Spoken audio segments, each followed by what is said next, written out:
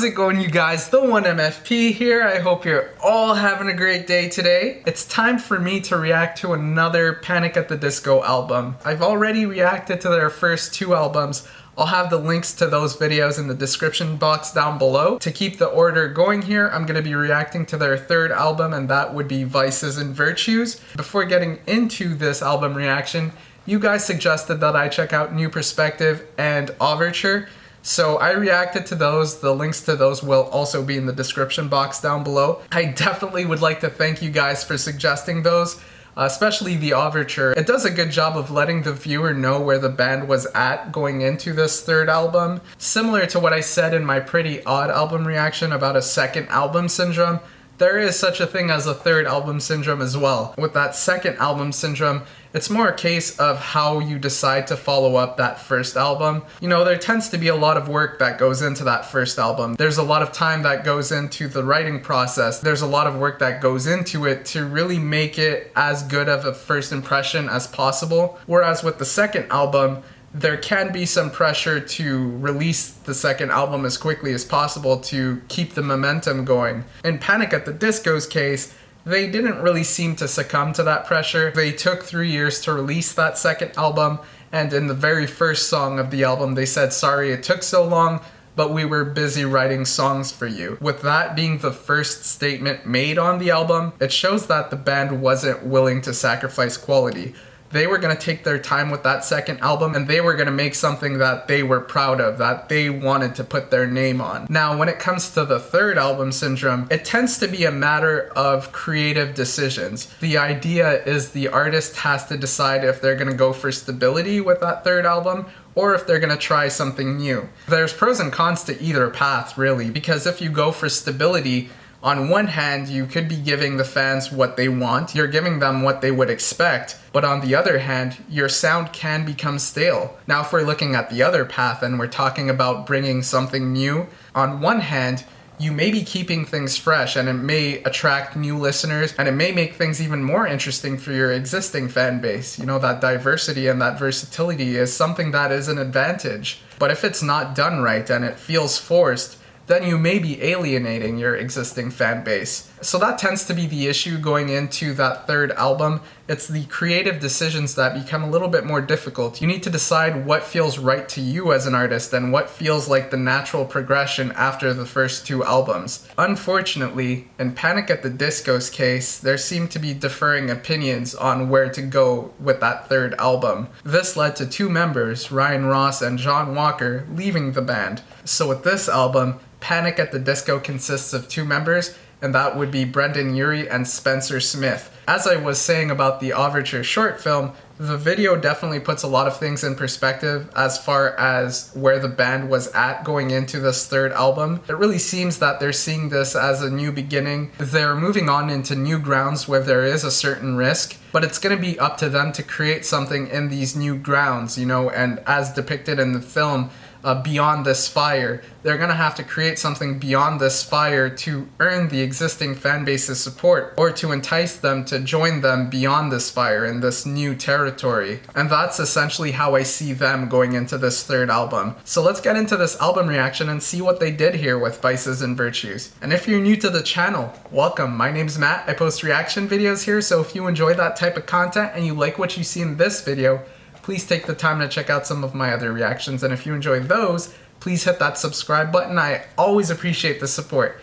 Now let's get into this. Vices and Virtues by Panic at the Disco. One more observation I want to mention before getting into this album reaction, and this is in conjunction to what I was talking about with respect to the Overture. It seemed that there was a focus on the fact that the band was consisting of two members at this point, and those two members being Brendan Urie and Spencer Smith. Here in the album's artwork, we have those two band members on the cover. If we compare this to the prior two albums and their cover art, there were actually no band members at all on those covers. So yeah, this just really feels like an important third album, and that in part has to do with the fact that the band's lineup changed quite drastically. You know, instead of 4 members, they are now 2. From what you guys have told me, Ryan Ross was behind a lot of the lyrics from the past 2 albums, and again, he's not part of this third album, so it's going to be really interesting to see what they do here.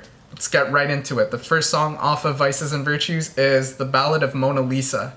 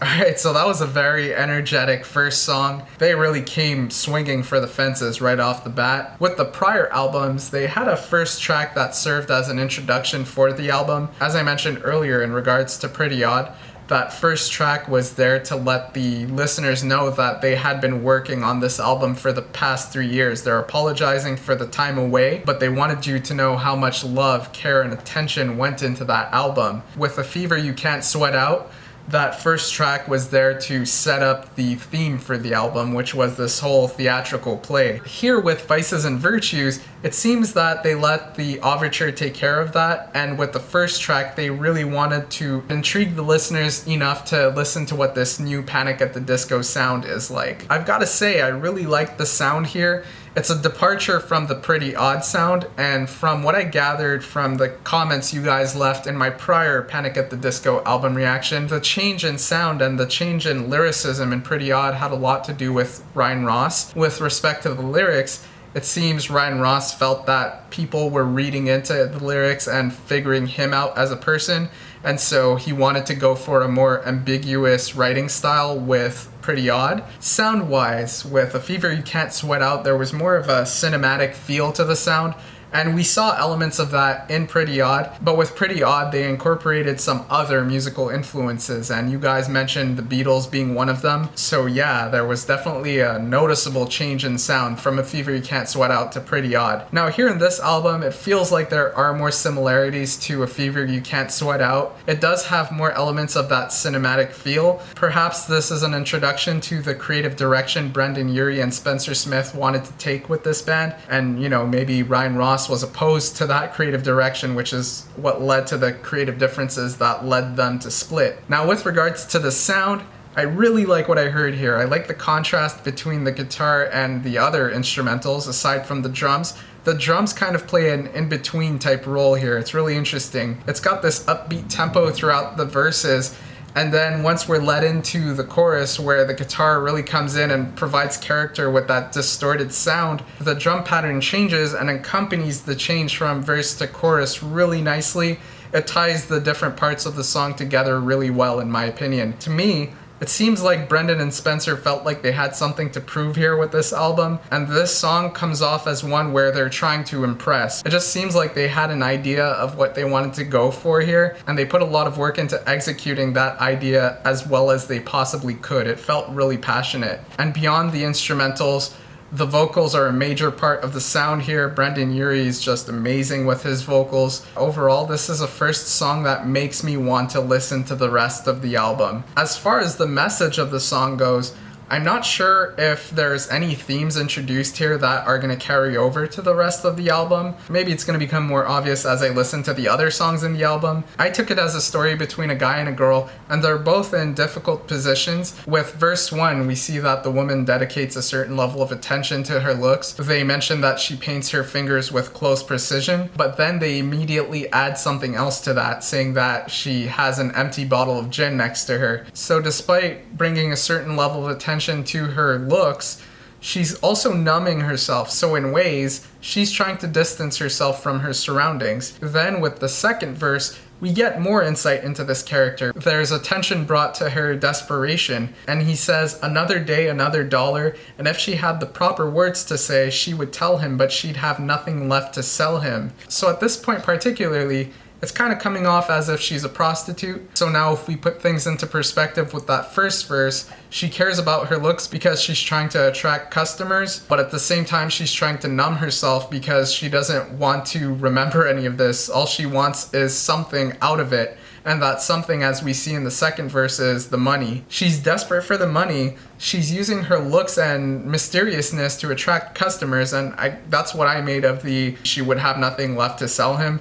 She fears that whatever she says is going to break this mystique. And that brings us to another element about this character. She doesn't have confidence in herself, it seems. She feels like whatever she would have to say would take away from her value. And that brings me to this chorus. "Whoa, Mona Lisa, you're guaranteed to run this town. Whoa, Mona Lisa, I'd pay to see you frown." So this guy is talking from his perspective, and from his perspective, this girl, at least on the surface, she just seems happy and beautiful. To him, this girl could have anything she wants. But as we can see from the insight we're provided with the rest of the song, on the inside, this girl is lacking confidence. And that's pretty much what I made of this song. We have two characters, they're both in difficult positions. They both seem to be desperate for something. The guy seems to be desperate to get with this woman.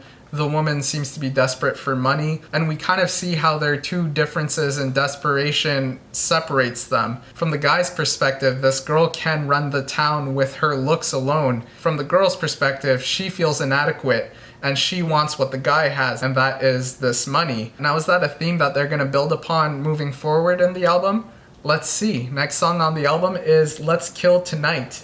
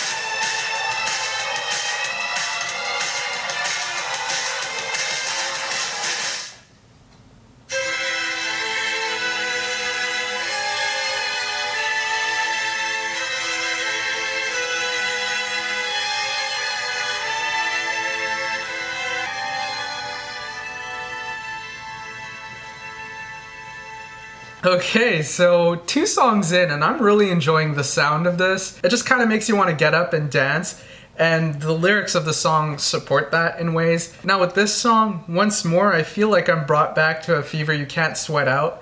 And when I go to the overture, this was actually the first song that I heard that made me feel that. Just the whole vibe of the sound brings you back to that era. And also the lyrics feel like they're something that you would have seen in A Fever You Can't Sweat Out. Lines like, "You're the galantine, cold and alone, it suits you well, won't find me perching here again." And also in the pre-chorus, he says, "May your feet serve you well and the rest be sent to hell, where they have always belonged. Cold hearts brew colder songs." Those few lines really brought me back to their first album. It just has a very similar feel. You have the exceptionally upbeat instrumentals, and the subject matter involves pain. But what really stands out to me here is how much of my attention was drawn to the sound of the instrumentals and Brendan's vocals. It kind of feels like the repetitiveness of the pre-chorus and the chorus. I think that's pretty much the entire song minus the first verse. I feel like that repetitiveness makes you pay more attention to how he's saying what he's saying, and it kind of just makes this a feel-good song that you want to move along to. And if I get into those lyrics that he's repeating, "Cold hearts brew colder songs, fate will play us out with a song of pure romance, so stomp your feet and clap your hands, let's kill tonight. Show them all you're not the ordinary type, let's kill tonight." To me, it feels like he was writing from a place of heartbreak, and he knows how he can use that in his songwriting process. But with this song right here, he just wants to forget everything. He just wants to have fun. You know, the whole "may your feet serve you well and the rest be sent to hell" lines. Those lines, along with the sounds of the instrumentals, makes me feel like he's at some kind of dance and he's like just gonna move along with the music, and he's not gonna care about anyone else. He's saying, screw everything, I'm just gonna do what I wanna do here. And that's pretty much what I thought of Let's Kill Tonight. Let's see if he continues on that same trend with Hurricane, or if he decides to talk a little bit more about the pain and the sadness. Let's get right into it.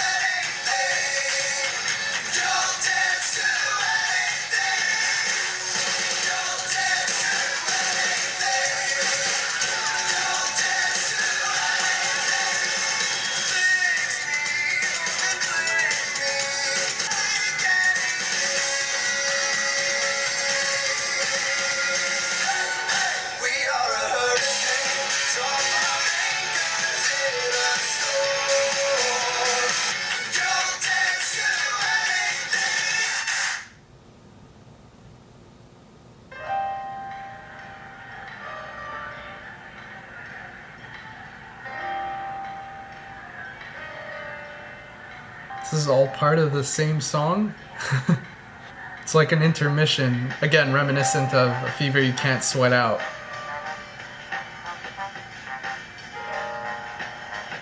Okay, so 3 songs in, I feel like I'm getting a good idea of where they were going here with the sound. It's definitely very different from Pretty Odd. It's got more of that disco poppiness to it. All three songs feel like songs that make you just want to get up and dance. It's very energetic, it's upbeat. The subject matter kind of contrasts that in that it's more sad, but it seems like the chorus comes in to provide a positive spin on that. You know, here in verse 1, he's saying that he's got things on his mind. He's saying, "You're behind my eyelids when I am all alone. Hey stranger, I want you to catch me like a cold.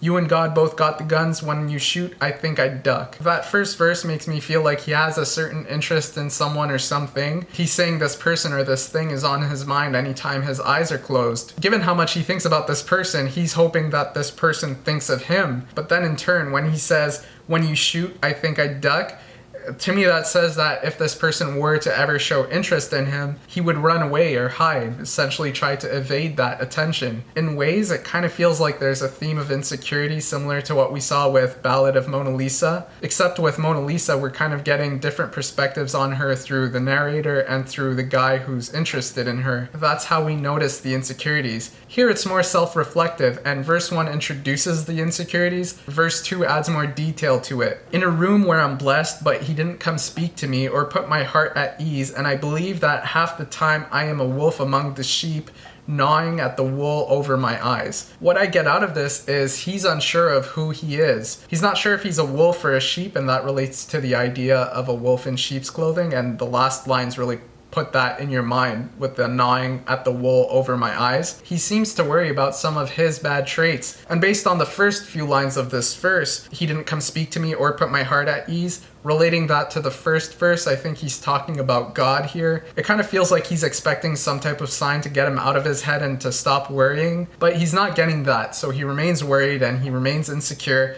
And that brings me to the pre-chorus and the chorus. Much like we have in Let's Kill Tonight, where we have verses that seem to be written from the perspective of somebody in pain, the chorus comes in to provide some type of relief, and that it's promoting a carefree mentality. In that song, it kind of felt like he was just gonna act out on the dance floor and do whatever he wanted. Here in this song, he's seemingly getting undressed in his bedroom. He says, "No more war, no more clothes, give me peace, kiss me." It kind of feels like he's just trying to feel free here. Then the chorus comes along and says, "We are a hurricane, drop our anchors in a storm.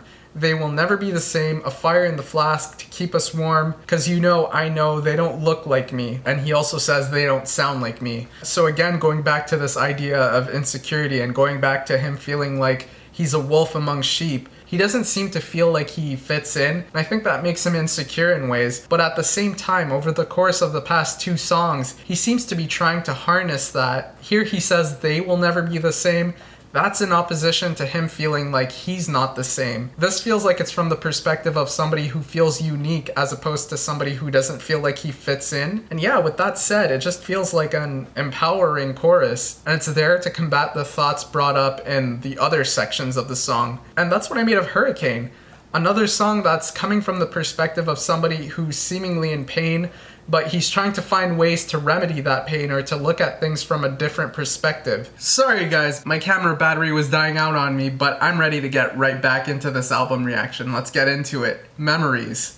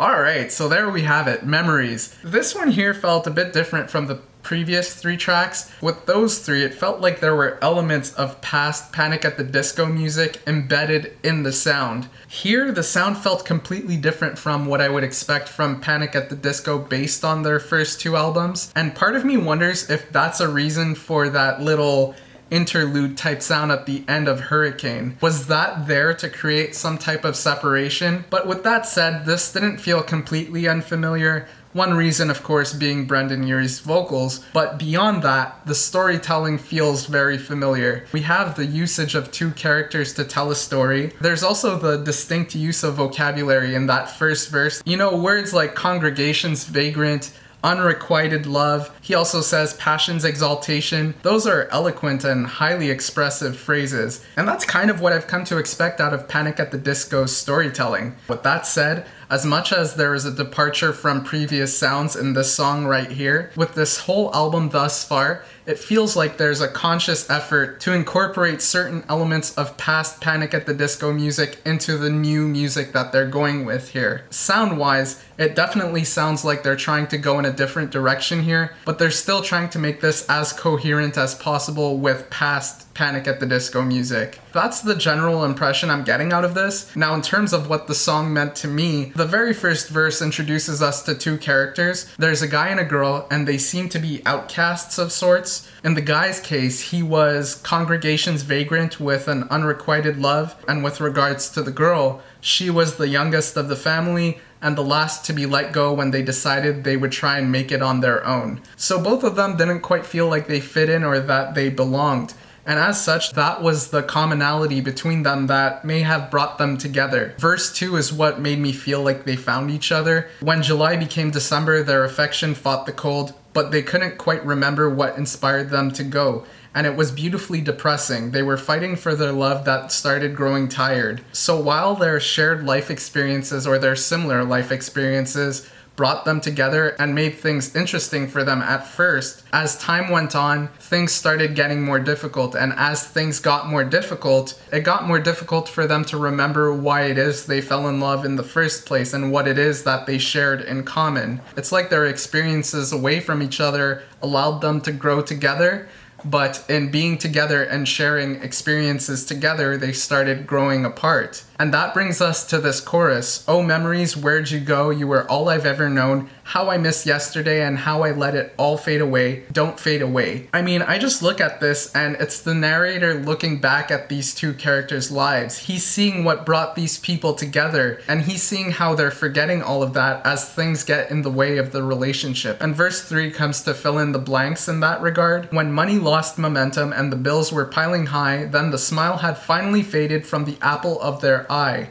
They were young and independent, and they thought that they had planned it, should have known right from the start you can't predict the end. So the lines about money tell me that they were starting to have money issues, and financial issues are one of the major things that really comes in and tests a relationship. And in their case, it took a toll on them. Their smile had faded. They were young and independent. They started off feeling liberated. They finally found someone who made them feel loved. So in a lot of ways, they probably felt freed from their past. And once they got a taste of that freedom, they started having expectations. They started setting goals for themselves. As good as it is to have goals, you can't expect everything to go as planned. There's going to be roadblocks along the way, and in a relationship, you have to overcome those roadblocks together. And like I said with the financial issues, that's one of the roadblocks that allows you to get to know your partner better, and it allows you to get to know yourself better as well. These roadblocks are difficult to overcome, but they teach you to work together as a unit to overcome issues. And at the beginning of a relationship, as good as you may feel with this person you're with, you can't really predict how well you will work together. You kind of try just by discussing values and beliefs, and if those things more or less align, you kind of feel like you have what it takes to move forward and really have a strong and healthy relationship. But yeah, those roadblocks will come in and really test how well you come together with the person you're in a relationship with. And yeah, that's what I made of this song. I am wondering if the subject matter has anything to do with the past band members here. Some of you guys told me how these guys were childhood friends, and with the creative differences getting in between them, and maybe there's more to it than that. Maybe there were some personal issues involved as well. I could see this being written from the perspective of he's feeling like they've come to a roadblock and it's led to a separation, but he reminisces on the past and what brought them together, and he's wondering how they just let that all fade away. So is that an inspiration for the songwriting here? Let's get into this next song to see if the trend continues. The next song on the album is Trade Mistakes.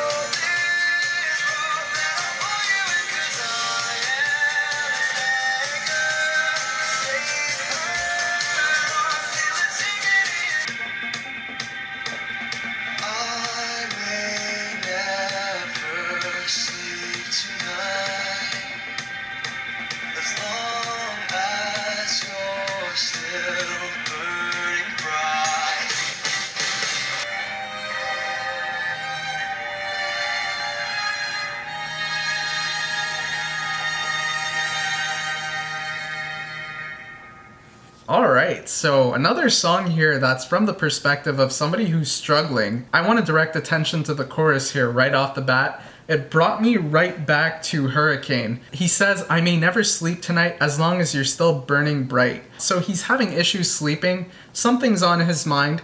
And going back to Hurricane, I think it was the very first verse, he was talking about how this person is behind his eyelids whenever he's alone. Here in this song, he's saying as long as this person or this thought is stuck in his mind, he won't be able to fall asleep. Then he says, "If I could trade mistakes for sheep, count me away before you sleep." That's a reference to counting sheep to fall asleep.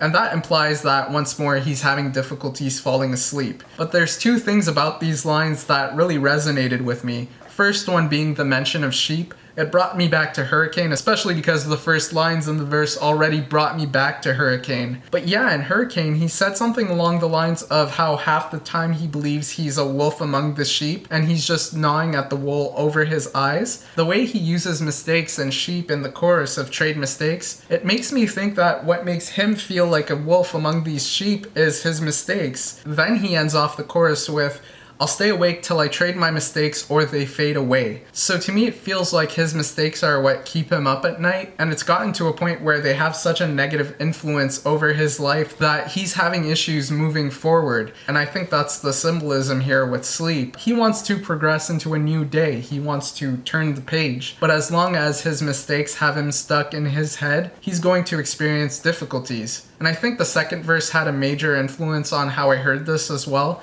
"I feel marooned in this body, deserted, my organs can go on without me. You can't fly these wings, you can't sleep in this box with me. The way I heard that verse, it felt like he was stuck in his body and therefore stuck in his struggles. And the concluding line, so you can't sleep in this box with me, it's kind of further stating this isolation. He feels alone and he doesn't feel like anyone can come in and help him. But then we have this pre-chorus, let me save you, hold this rope. And actually let me jump right into the bridge here. So let me save you, hold this rope, and I'll pull you in, cause I am an anchor. Save her or feel it sinking in. Let me save you, hold this rope. So this hold this rope line makes me feel like he's in this ditch and he's lost in this ditch. But then he's getting some type of intervention. Somebody's helping him and is throwing him a rope to help him out of this ditch. So in other words, it felt like this pre-chorus and this bridge is coming from the perspective of someone other than the person speaking in the chorus. And furthermore, it's someone or something coming in to try and help this person out. And that's pretty much how I heard the song as a whole. We've got somebody struggling again, and what's most interesting to me about the narrative here is it feels like it connects with another song on the album, namely Hurricane. The mention of closing eyelids and someone or something behind those eyelids as he's trying to rest or trying to relax. The mention of wolf and sheep. It just feels like this song right here capitalizes off of that. It's further establishing what makes him feel isolated, and in addition, it's giving us insight into what's running through his mind as he's feeling isolated. That's what I thought of Trade Mistakes. Now let's get into the next song, Ready to Go. Get Me Out of My Mind. That's pretty interesting given what he was just talking about here in this song. He's being kept up at night by thoughts regarding his mistakes, and in the song he's seemingly getting some type of external help to get him out of this place. So maybe in this next song we'll get a continuation of that narrative. Let's get into it and see what it's all about.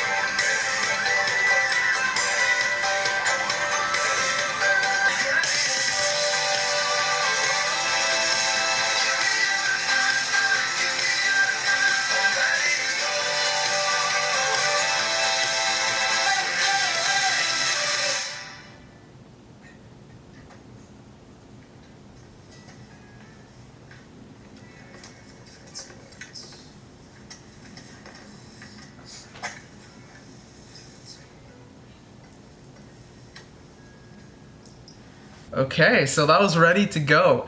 And by the end of this song, it kind of sounds like we're being led into another interlude, but it's a really short one this time around. And Brendan says something during that little section. It's like 15 seconds long, and he says something really lightly. It was hard for me to make out what it was. So I'm going to go back here and listen to it with earphones. Maybe it'll be more clear that way.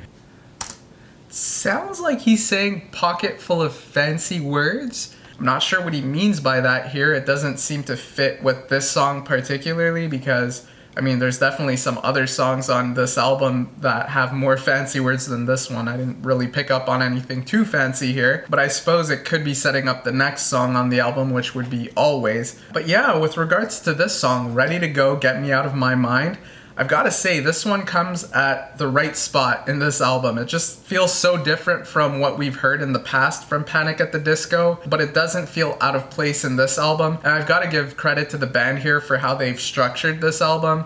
Ballad of Mona Lisa. There was a noticeable change in Panic at the Disco's sound with that song, but it still kept enough elements from past Panic music that made it feel familiar. And it's almost as if as the album progresses, as we get through each one of these songs, they're more and more comfortable showing us different sides of what they're trying to do here. So, had they put this song right here, Ready to Go, at the beginning of the track list, it probably would have been a bit of a shock and it might have steered away some listeners. But the way they've laid out the songs here on this album, this song here still feels different from past Panic at the Disco music, but it feels like we were introduced to it through the prior songs on the album, so it doesn't take us by surprise as much. And I think that's what they were going for here. I think there was a certain strategy to the order of these songs in terms of how they sounded, and for that I definitely need to give the band credit here, because I think they did a good job of introducing this new sound without the transition feeling too abrupt. Now, getting into the subject matter of this song,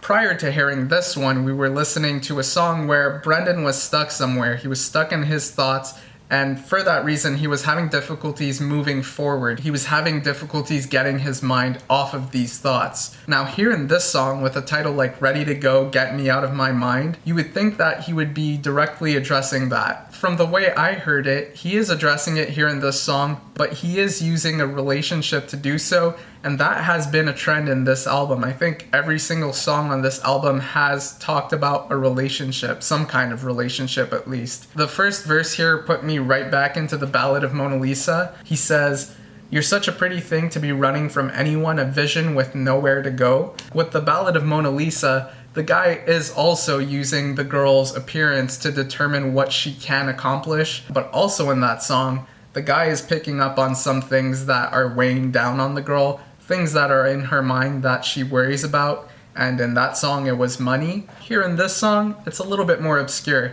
In verse 1 he says, "You've got these little things that you've been running from. You either love them or I guess you don't." In verse 2 he pretty much repeats that, except instead of saying you either love them or I guess you don't, he says you either get it or I guess you won't. And the lines that follow that are, "What does it really mean to get nothing from anyone? There's a million ways it could go." And then the rest of the song is the pre-chorus and the chorus, which are, "So tell me right now you think you're ready for it. I want to know why you got me going, so let's go. We'll take it out of here. I think I'm ready to leap. I'm ready to live." And the chorus is, "I'm ready to go. Get me out of my mind." So, jumping back to that second verse, it sounds like this person he's talking to gets into relationships expecting to get something out of them. And taking this back to the first verse where he says this person is running from things and from people, it feels like this person got in relationships, didn't get what they needed out of them, got hurt, and therefore their self-confidence suffered. What's interesting to me about this song here, though,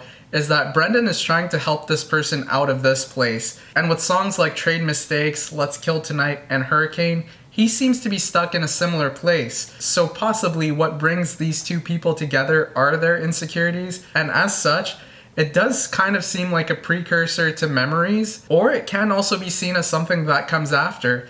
This girl gets in a relationship because she has so much in common with this guy she's with, but then as time goes on and things get in between them in their relationship, they end up growing apart from each other, and eventually they separate, they end up getting hurt. They thought this relationship was right for them, they thought everything was perfect, and they kind of got a reality check somewhere down the line, and that hurt them and their confidence. So here in this song, we may be having some type of continuation to that story where the girl has found somebody else she shares things in common with, and maybe that creates a new bond with a new person. And maybe it benefits Brendan's character that he finds someone with insecurities that he can perceive. With Trade Mistakes, he was stuck in his own mind and he needed to get out of that place. Here with Ready to Go, it's like his attention was put on this person he's talking to. It's like he's found a purpose in trying to help this girl. And I find that with the bridge, he does a really good job of showing that he's still insecure here. He's saying things like, "I think I'm ready, I think, I know I'm ready, I know." So he's alternating between think and know, and therefore he's not super confident in what he's doing,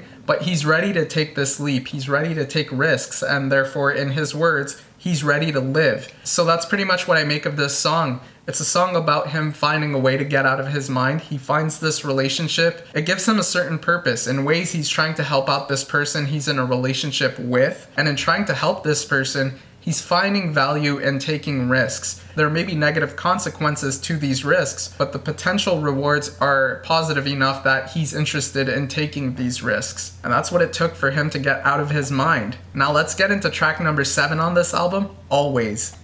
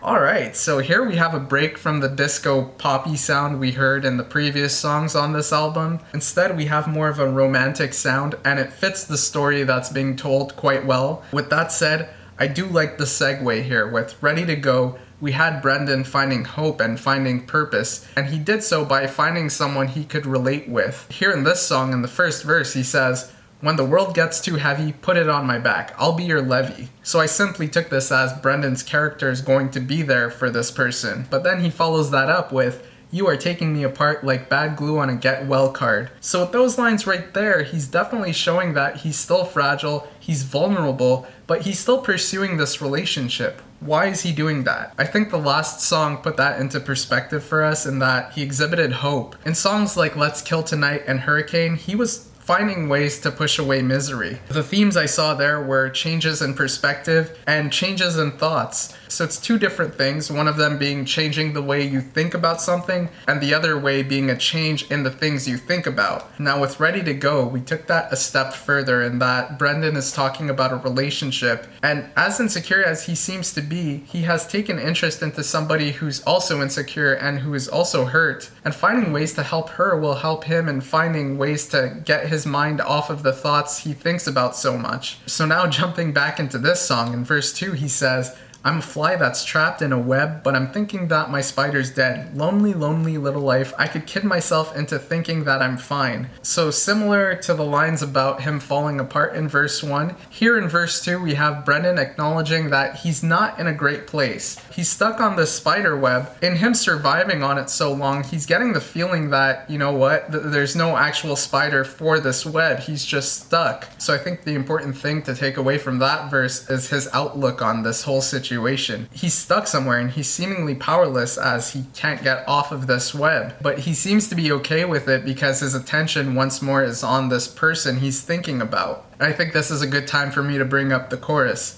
"It was always you falling for me, now there's always time calling for me. I'm the light blinking at the end of the road, blink back to let me know." To put this all together, it feels like Brendan is putting all his eggs into one basket here. With Trade Mistakes, he was stuck in his mind. With Ready to Go, he found someone he was interested in, and I think a lot of the appeal there was the relatability. She was going through something, he was going through something, so he wanted to help her, and that would give him purpose, and that would allow him to get his mind off of these lingering thoughts. Now here with Always, we seemingly have a bit of a continuation to that story. He's still seemingly not in a great place. He's on the spider web, he's falling apart, but with all that said, For better or worse, he's looking at this in a positive way. His survival instincts don't really seem to be kicking in here, but a lot of that has to do with this dependency on this person. He's taken interest in her. He's hoping that he could help her out, and if he manages to help her out and if he manages to get with her, that could end up putting him in a better place. But on the flip side, if he continues to pursue this person and things don't work out, that could put him in an even worse place. And that's what I made of the "now there's always time calling for me" lines. It's like he's hoping for the best, but he knows that that's not guaranteed, and as such there is this fear that things may not work out. And those last two lines of the chorus, "I'm the light blinking at the end of the road, blink back to let me know." To me, that's all about him sticking around, knowing that things could go bad, but he just wants a chance with this person. He wants to help them out. He wants to be with them. Things may not turn out that way, but he's hoping for the best here, and he's hoping that it will work out for him. So in other words, he's found purpose in taking this risk. And that's what has his mind in a different place than where it was at in Trade Mistakes. And yeah, that's what I made of Always. Now let's get into the next song. It goes by the name of The Calendar.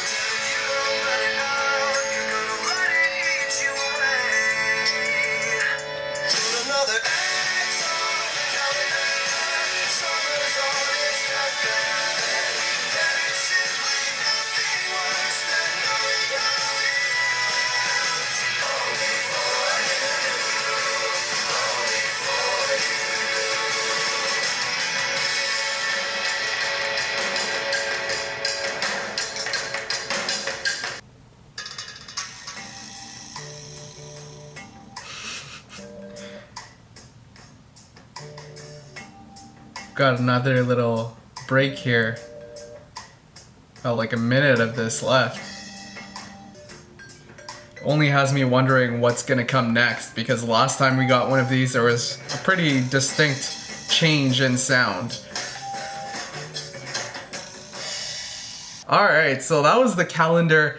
And the general vibe I got from this song is it's building off of a lot of things that were said at previous points in this album. A few things that come to mind. He says, there's nothing worse than knowing how it ends. And I think it was in Memories, he said, can't predict how it ends. So there's a bit of a contrast there. In Memories, it does seem like he was talking about predicting a positive outcome. You know, the characters were hopeful and they had certain expectations. So in that regard, when you say you can't predict the end, it's kind of like saying you don't know what's going to get in the way of your plans. Now here in this song, it's like he's expecting the worst. So with that said, it's not like he has the foresight to predict the future. It's just that he feels a rough road is coming. And with thoughts like that, he tends to get stuck in his head. So he's in a similar position to where he was at in Trade Mistakes. With that said, I think the first verse really comes in to establish that early on. They said if you don't let it out, you're gonna let it eat you away. I'd rather be a cannibal baby. Animals like me don't talk anyway. So with those lines, you could definitely see that he's feeling isolated and he's having difficulties talking about his issues, and he doesn't seem to have any intention to do so. Instead of finding ways to communicate, he's justifying his isolation. He's just gonna chalk it up to he's not the type of person to talk about these types of things. So at this point, I was definitely feeling that the character was in a difficult position, similar to where he was at with Trade Mistakes. But the next lines came in to explain why this character was in this position,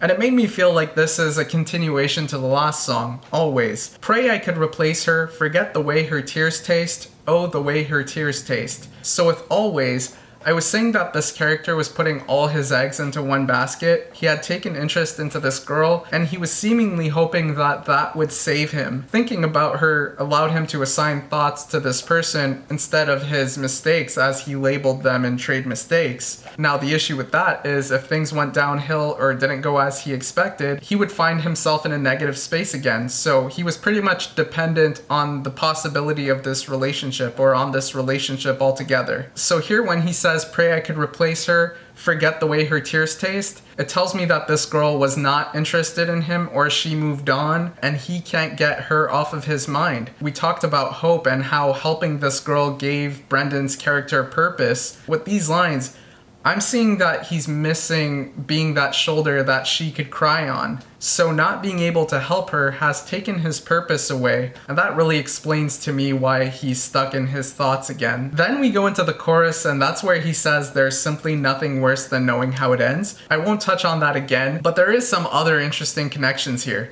Summer's on its deathbed. Going back to the thought that the character sees rough times ahead, there's a line in Memories about how July through December, these two characters' affection got them through the cold. So in that case, what got him through difficult times is the fact that he had someone. Having this person's love gave him the strength to fight the cold. And what's interesting there is we're really seeing a pattern in how he's using cold. We have him directly talking about cold as in hard times in Memories. In Let's Kill Tonight, he uses cold and alone in tandem. And with the way he set that up, it allows him to say something along the lines of Summer's on its deathbed. With the way he's used cold on past tracks, this line here, we could think of it in vivid detail. He sees the cold coming, he feels like he has to go through it all by himself, and as such, these negative thoughts ruminate. And the last lines of the chorus are what really connected this song to Always for me.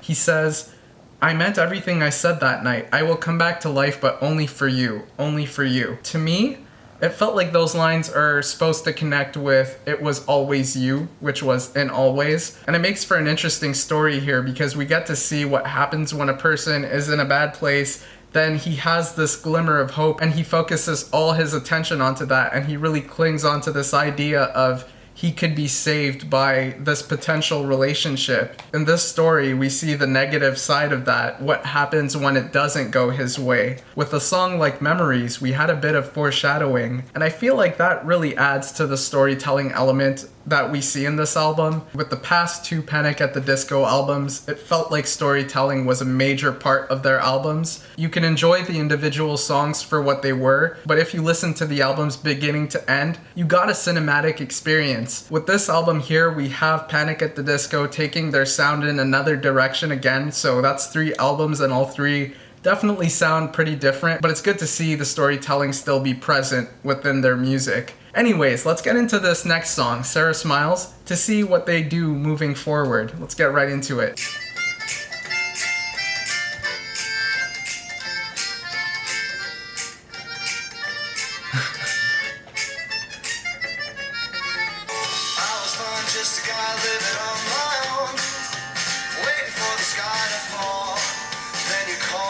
Changed it all, though. Velvet lips and the eyes to pull me in. Fool me once with your eyes now, honey. You fooled me twice with your eyes, and I say, Sarah smiles like Sarah doesn't care. She knows that my destiny lies with her.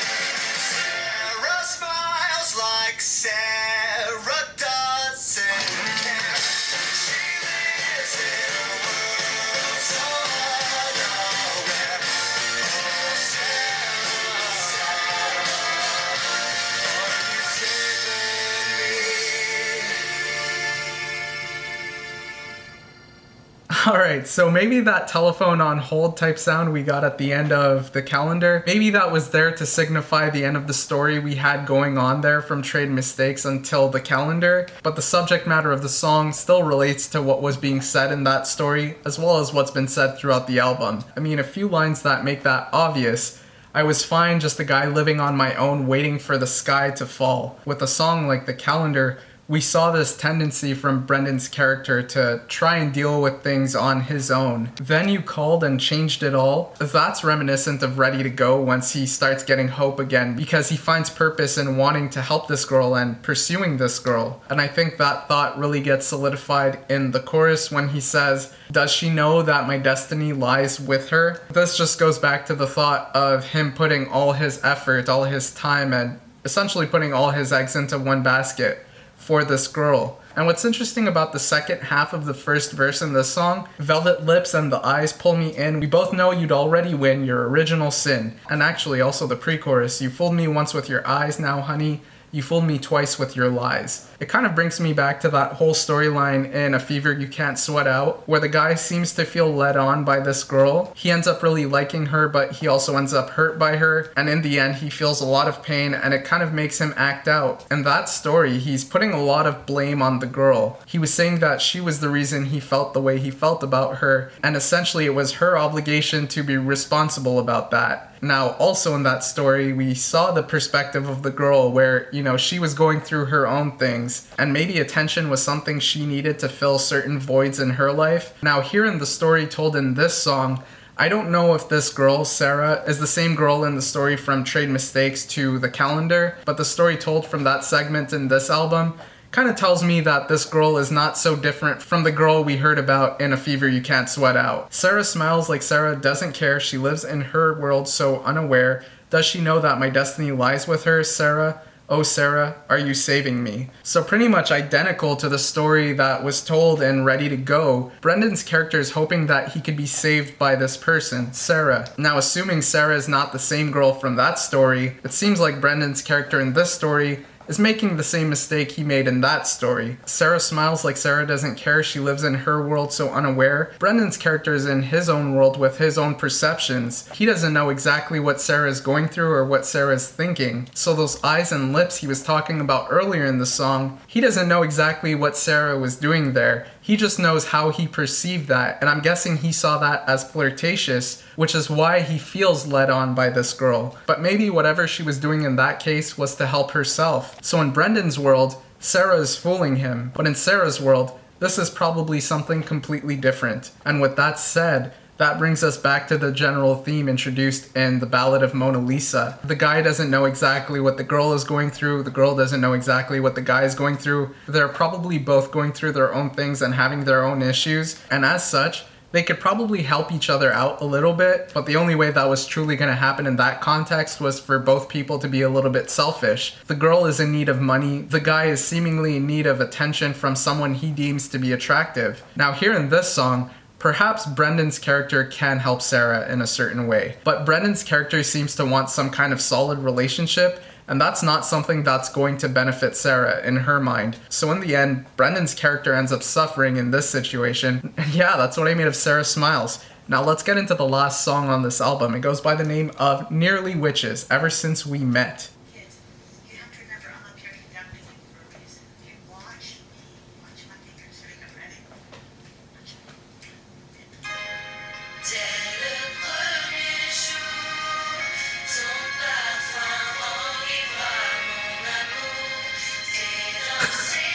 French.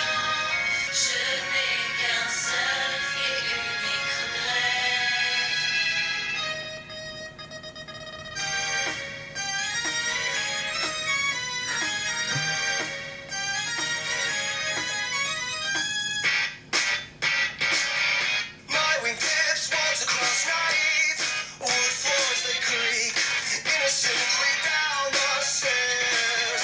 My percussive feet serve cobweb headaches as a matching set of marching clocks, the slumbering apparitions that they've come to wake up. Here I am composing a burlesque out of where they rest their necks, soaking in this winter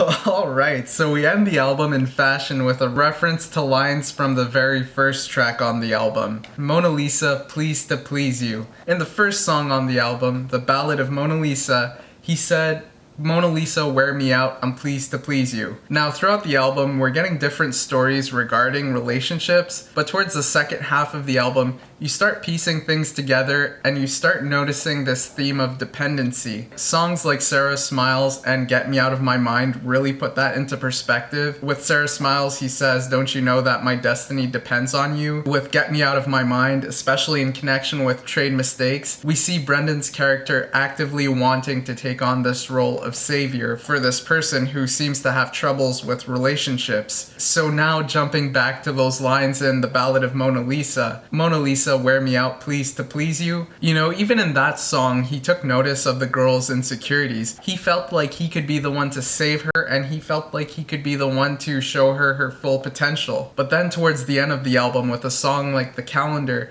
we see the negative side effects of that when things don't go as planned. And here in the last song on the album, Nearly Witches, we see the lingering effect of the relationship on Brendan's character. You know, in the very beginning of the song, we have this introduction where it kind of seems like he's going to be talking about romance. Dès le premier jour, ton parfum enivra mon amour, et dans ces instants, j'aimerais être comme toi par moment. Mais depuis ce jour, je n'ai qu'un seul et unique regret. So basically it's saying, since day one, your perfume made me fall in love. And I mean, the word used has a bit more of a negative connotation to it. It's basically saying it intoxicated me, so it's more along the lines of it stole his love. At this point, it kind of sounds romantic, but then he ends off on he only has one regret, and by the end of the song, we come to find that that one regret is Mona Lisa. And with the pre-chorus where he says, you have set your heart on haunting me forever from start, it's never silent. That gives us an idea of how much this relationship affected Brendan's character's life. He came into this relationship with a hopeful attitude.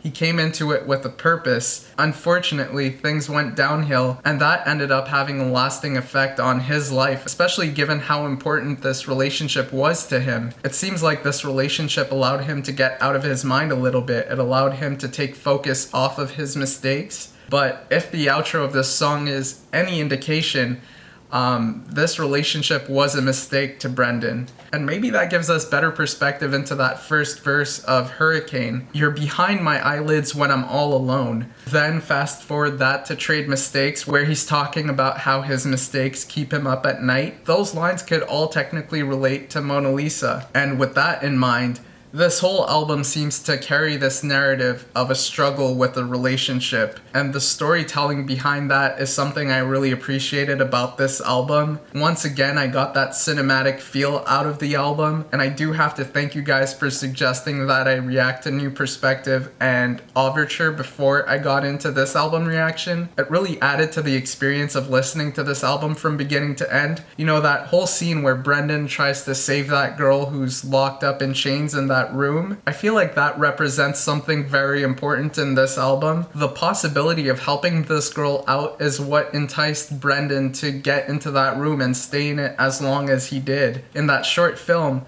Spencer helped Brendan get out of that place. But with this album, we get some insight as to why it was so important for Brendan to save this girl. Furthermore, we see the consequences of him failing to do that. One of the important things to consider is what brought these two people together. With Memories, we're introduced to a story where two characters come together because their past experiences have put them in a similar place. This girl is going through something, Brendan is going through something, but him pursuing this girl and trying to help her out takes his mind off of his own issues. Unfortunately, in the long run, that ends up being to his detriment. And in the end, we could see the amount of pain that causes him, and we could also see how bitter it makes him. Yeah, that's pretty much what I make of this album as a whole.